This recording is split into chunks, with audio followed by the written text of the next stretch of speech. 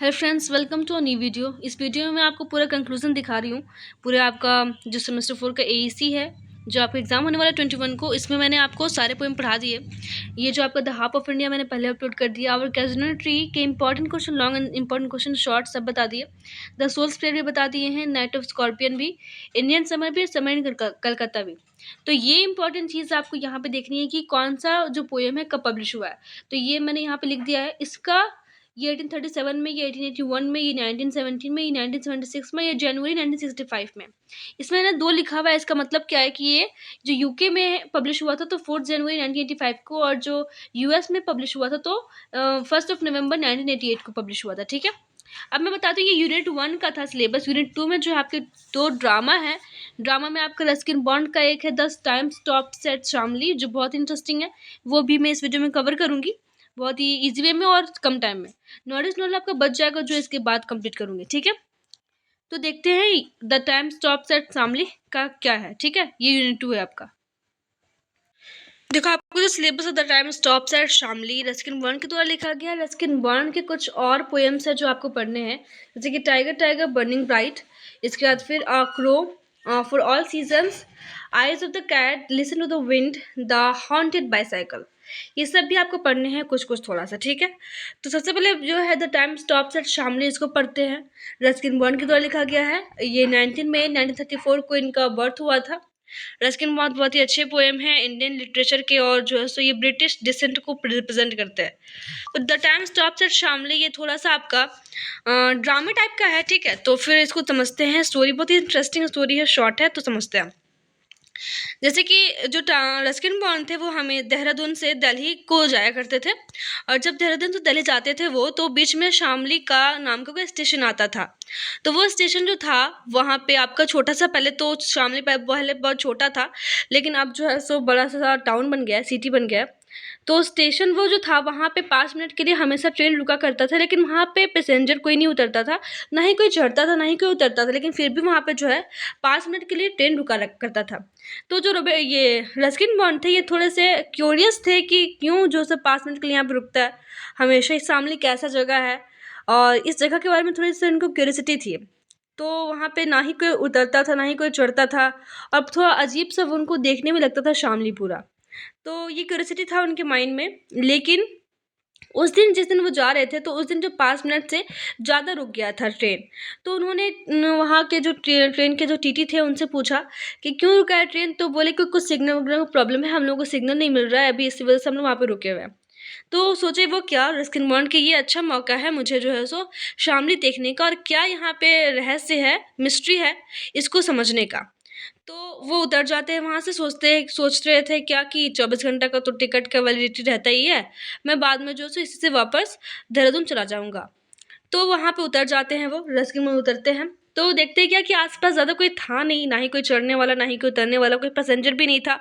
आसपास कोई था भी नहीं। कुछ कुछ जो है सो स्ट्रीट में जो बेचते हैं, छोटा मोटा सा दुकान था। और एक जो था टांगे वाला बोलते हैं, जो घोड़ा गाड़ी होता है, जो घोड़ा लगा होता है आगे में 2 और बैठने का पीछे सीट होता है, टांगे वाला बोलते हैं। तो वहाँ पे उनको वो मिला, हॉर्स राइडिंग का एक आदमी मिला। तो उनसे वो पूछते हैं क्या कि इधर नज़दीक कोई होटल है। तो बोलते कि हाँ, एक ही होटल है यहाँ नज़दीक में। तो बोलते क्या कि चलो, बोलते कि चलिए मेरे साथ, मैं आपको पहुँचा देता हूँ। तो पैसे के बारे में पूछते रस्किन बॉन्ड। तो बोलते क्या कि यहाँ पे तो 2 रुपये लगेगा जाने में। पहले के ज़माने में 2 रुपये था, थोड़ा बड़ा लग रहा था पैसा पैसा। तो बोले कि इतना ज़्यादा पैसा तो मैं नहीं दूंगा, इससे अच्छा मैं चला जाऊँगा, तुम चले जाओ। तो वो तांगे वाला जो था वो बोलता है कि यहाँ पे तो एक ही तांगे वाला मैं हूँ, और आपको कोई और नहीं मिलने वाला, चलना तो चलो वरना मत जाओ। तो सोचते हैं क्या कि तो कोई मिलेगा नहीं, चलो बैठ के चला जाता है। तो रस्किन बॉन्ड बैठ जाते हैं और चले जाते हैं। फिर वो होटल पहुँचते हैं। तो होटल में सबसे पहले, होटल पे जो था उतना खास होटल नहीं था, छोटा मोटा सा होटल था, 5 स्टार टाइप का था नहीं। तो वहाँ पे वो जो है सो एक टैंक लगा हुआ था, टैंक में जो है सो पानी निकल रहा था, और वहाँ से एक आदमी नहा रहा था। मतलब कि मिड एज का आदमी होगा, 42 43, 30 40 एज का आदमी था। उसका नाम था दयाराम। पहला जो आपका कैरेक्टर है वो दयाराम था, वो नहा रहा था। ठीक है, उनसे वो, क्योंकि वो होटल का सर्वेंट ही था, है ना, देख रेख करने वाला, वॉचमैन टाइप का, सर्वेंट टाइप का आदमी था, वो नहा रहा था। उनसे वो पूछते हैं इसके बारे में। अब वो जो है से नहा रहा था तो सैड सॉन्ग गाते हुए नहा रहा था। तो रस्किन बॉन्ड पूछते हैं कि तुम्हारी ज़िंदगी में क्या गम है, ऐसे वैसा। तो बोलते कि मेरी शादी अभी तक नहीं हुई है, बस यही गम है, बाकी और तो कोई टेंशन नहीं है। तो वो दिखाते ये सब बातचीत करते हैं, फिर उनको रूम दिखाते, रूम फिर दे देते हैं। तो फिर जब वहाँ पे रेस्क्यू वुमन को रूम मिल जाता है, तो फिर रूम में बैठ के वो सोचते हैं कि जब मुझसे यहाँ पे कोई पूछेगा कि मैं किस रीज़न से यहाँ पे आया हूँ, तो मैं उन लोगों को क्या बताऊँगा। तो फिर ये खुद में जो है सो स्टोरी बना लेते हैं कि मेजर रोबोट को ढूँढने के बहाने से मैं बताऊँगा कि मेजर रोबोट मेरा फ्रेंड था जो गायब हो गया, उसी को ढूँढने के लिए मैं यहाँ पे आया हूँ। तो ऐसा खुद से ही कहानी बना लेते हैं। इसके बाद फिर वो जो है सो जाते हैं, फिर निकल जाते हैं और फिर गार्डन में उनको मिलती है किरण, छोटी-सी बच्ची जो झूला झूल रही होती है। झूला झूल रही होती है, तो वो जो बच्ची है वहाँ होटल में सबको जानती है, और वहाँ पे एक शुगर फैक्ट्री था, उस शुगर फैक्ट्री के मैनेजर की बेटी थी किरण, ठीक है? तो किरण से मिलते हैं और किरण बताती है, क्योंकि वो होटल के सभी लोगों को पहचानती थी, तो सभी लोगों के बारे में बताती है वो। फिर वो शाम में हमेशा गार्डन में खेलने के लिए आया करती थी। इसके बाद फिर जो है सो वो जाते हैं, होटल में चले जाते हैं रस्किन बॉन्ड। फिर वो किसी एक रूम से उनको पियानो बजाने का आवाज़ सुनाई देता है, तो वो जाके देखते हैं रूम में। तो पीछे वो रूम में देखते हैं तो दरवाज़ा खुला हुआ होता है, और वो बिना पूछे ही अंदर चले जाते हैं, और जो है सो डिस्टर्ब नहीं करना चाहते, क्योंकि वो पियानो बजा रहा था। कोई आदमी अंदर पियानो बजा रहा होता है, उसका नाम था मिस्टर लीन। तो वो जो है सो कर्टेन्स के पीछे खड़े होते हैं, और वो जो है सो आदमी जो है सो देखता है, फिर भी वो बजाना बंद नहीं करता है, और जो है सो बजाते रहता है। तो फिर मिस्टर लीन जो है सो फिर इंट्रोडक्शन करते हैं कि मैं पियानो बजाना जानता हूँ, बहुत दिनों से यहाँ पे हूँ, बजा रहा हूँ। फिर बजाते-बजाते वो तो लोग थोड़ा एक-दूसरे से इंट्रोड्यूस होते हैं कि आपको कैसे सीखे बजाना है, ये वो। तो थोड़ा उन लोग दोनों के बीच में बात होता है, तो वो जो मिस्टर लीन है, वो धीरे-धीरे बजाते हैं पियानो, ताकि जो है सो उन लोग की बात करने में डिस्टर्बेंस ना आए, लेकिन वो कंटिन्यूअसली बजा रहे होते हैं। तो ये मिस्टर लीन थे। मिस लीन से मिलने के बाद वहाँ पे जो है सो आते हैं उस होटल के मैनेजर, जिनका नाम था सतीश दयाल। वो पूरे होटल के मैनेजर हैं सतीश दयाल। वो जब आते हैं तो पूछते हैं, क्योंकि रजिस्टर में जब नाम चढ़ता है तो रीज़न लिखना होता है कि क्यों रुके हुए हैं। तो रस्किन फिर सतीश दयाल उनसे पूछते हैं रीज़न कि आप यहाँ पे क्यों रुके हुए हैं? तो मिस्टर जो रस्किन बॉन्ड है, वो फिर से वही रीज़न वहाँ पे भी पेस्ट कर देते हैं कि मैं किसी मेजर रॉबर्ट को यहाँ पे खोजने के लिए आया हूँ। मेरा फ्रेंड था जो गायब हो गया, उसी को मैं खोजने के लिए आया हुआ। तो ये सब बातचीत होता है, इतने लोग होते हैं। फिर जो है सो ब्रेकफ़ास्ट का टाइम आता है मॉर्निंग में। तो ब्रेकफ़ास्ट का टाइम आता है, सभी लोग ब्रेकफ़ास्ट के टेबल पे बैठे हुए होते हैं। तो उसी टाइम जो से एक यंग लेडी, मिस दीत्स नाम है उनका, वो आती हैं। वो बहुत ही यंग होती हैं और खूब ब्यूटीफुल होती हैं। तो थोड़े जो से ऑथर उनके तरफ अट्रैक्ट होते हैं। लेकिन वो कुछ बोलते नहीं हैं, बस थोड़े शाय टाइप के, बस ऐसे ही बैठे होते हैं।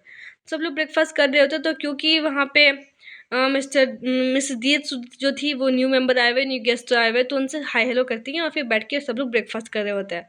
सारे कोई बैठे होते, सतीश दयाल भी जो मैनेजर है वो भी बैठे होते हैं। तभी जो है सो दयाराम आता है और बोलता है क्या कि हीरा माली का जो डॉग है वो मिसिंग है।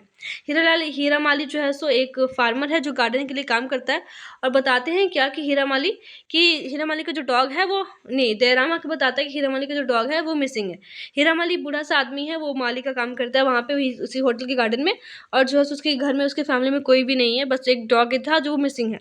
तो हीरा माली थोड़ा उदास होता है, लेकिन फिर भी वो उदास होने के बाद काम कर रहा होता है वहाँ गार्डन में। तो क्योंकि सतीश दयाल जो थे वहाँ के मैनेजर थे, तो वो सोचते हैं क्या कि जो है सो डॉग को खोजा जाना चाहिए।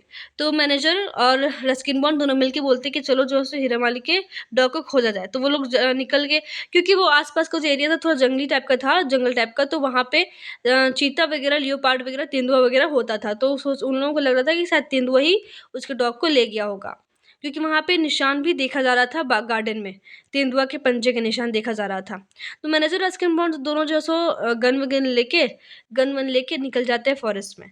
और वहाँ पे जब देखते हैं तो कुछ भी नहीं मिलता है उन लोगों को। वापस वो लोग जो है सो लौट आते हैं। तो लौटते वक्त जो है सो वहाँ पे उन लोगों को रास्ते में एक लेक मिलता है, और लेक में, नहर में जो है सो मैनेजर भीग जाते हैं, तो वो चले जाते हैं वापस, होटल चले जाते हैं। लेकिन जो रस्किन बॉन्ड थे वो रुक जाते हैं वहीं पे, और रुक जाते तो एक छोटा सा पेड़ था, छोटा सा नहीं मतलब एक पेड़ था, और उसके नीचे ही वो बैठ जाते हैं, बैठे बैठे वो लेट जाते हैं। और लेटने के बाद वो जितने भी मेंबर से मिले थे, जितने भी कैरेक्टर से मिले थे, सबके बारे में सोचने लगे। तो बोले क्या कि मैं तो सबसे तो मिल चुका हूँ, लेकिन सतीश दयाल जो है उनकी वाइफ से, जो मैनेजर है यहाँ के, सतीश दयाल के वाइफ से मैं नहीं मिला हूँ। शायद वही कुछ मिस्टीरियस है जो मुझे यहाँ पे खींच के लेके आया है। उन्हीं में शायद कुछ मिस्ट्री होगा जो मुझे अभी तक मिला नहीं है, और वही रीज़न होगा जो मुझे यहाँ पे मिस्टीरियस लगता होगा। तो फिर वहाँ पे जो है सो एक झूले पे झूलती हुई एक औरत है जो पिंक कलर का साड़ी पहनी हुई है, और वो हँसती हुई वहाँ पे झूला झूल रही थी, और फिर जो है अचानक से बोलती है कि तुम अभी तक नहीं बदले। तो उनका नाम था सुशीला। जो मैनेजर की वाइफ है, और ये रस्किन बॉन्ड की चाइल्डहुड गर्लफ्रेंड भी थी। तो यही बोलती है कि तुम अभी तक बदले नहीं, ऐसा बोलती रस्किन बॉन्ड को। जब वो लेटे हुए थे तो ये झूल रही थी, झूलते हुए ये बोलती, पिंक कलर का साड़ी पहनी हुई थी ये, और बहुत ही खूबसूरत थी। तो ये सब इन दोनों में बातचीत होता है कि तुम यहाँ पे कैसे, तो फिर बोलते हैं कि मेरा ट्रेन छूट गया, ये ट्रेन यहाँ पे रुक गया था तो मैं यहाँ पे उतर गया, ऐसे कि आज यहाँ पे रुक जाता हूँ, शाम को देख लेता हूँ। और फिर सुशीला बताती कि मैं तो यहीं पे शादी हो गया इसलिए मैं यहीं पे हूँ। दोनों के बीच में बातचीत होता है। फिर जो है सो सुशीला बोलती हैं कि आज तो तुम यहाँ पे आए हो तो तुम रुक ही जाओ, क्योंकि वो लोग एक दूसरे को पहले जानते थे, फ्रेंड टाइप के थे। तो बोलते हैं कि तुम यहीं पे रुक जाओ।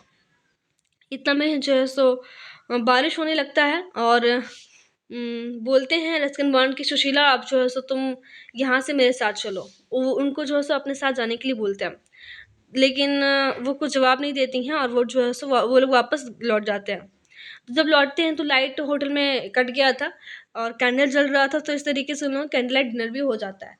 दोनों साथ में कैंडल लाइट डिनर करते हैं। फिर जब मॉर्निंग में जो है सो जब सुबह में उठते हैं, तो रात में ही ये बात बोलती हैं क्या सुशीला, कि अगर जो है सो तुम सुबह में उठोगे, तुम जब स्टेशन पे जाओगे, तो अगर मैं तुम हाँ, अगर मुझे आना होगा, मुझे आने का मन करेगा, अगर मैं आना चाहूँगी तो मैं तुम्हें स्टेशन में मिल जाऊँगी, अगर मैं स्टेशन पे नहीं पहुँचूँगी तो तुम समझ जाना कि मैं आना नहीं चाहती हूँ। तो क्योंकि वो गर्ल थी और वो एक शादीशुदा लेडी थी, तो वो रिस्पॉन्सिबिलिटी अपनी नहीं समझती थी कि मेरी क्या रिस्पॉन्सिबिलिटी है, ऐसे जाना सही नहीं होगा। तो फिर वो ऐसा बोलती है और फिर वो चली जाती है। फिर जब वो सुबह में उठते हैं रस्किन बॉन्ड, तो वो वापस जाने के लिए रेडी हो जाते हैं, और वो गार्डन में जाते जैसे निकलते तो वहाँ किरण झूला झूल रही होती है। तो वो किरण को बोलते हैं कि मैं जा रहा हूँ किरण, तुमको कुछ काम है ऐसे वैसे। तो फिर वहाँ बोलती है कि हाँ मुझे एक काम है, वहाँ से आप फ्लावर तोड़ के मुझे दे दो। एक फ्लावर का ट्री था, तो वहाँ से तोड़ने के लिए बोलती है। फिर रस्किन बॉन्ड से पूछते हैं क्या कि तुम्हारे यहाँ पे दोस्त कौन है फ्रेंड, तुम्हारा सबसे अच्छा फ्रेंड कौन है। तो बोलती है कि हीरा माली। हीरा वाले जो वहाँ पे गार्डन में काम करता था, तो वही। फिर बोलती है कि अच्छा उसके अलावा। तो फिर हल्का सोचती है, फिर बोलती है कि आप मेरे अच्छे फ्रेंड हो। तो फिर बोलती है कि क्या हम लोग अब से फ्रेंड है, तो बोलते हैं हाँ अब हम लोग फ्रेंड बन गए। तो इतना सोचने के बाद जो है सो वो तांगे वाला आता है जिससे वहाँ पे होटल में आए थे, उस पर बैठ के रेस्क्यू मॉल चले जाते हैं।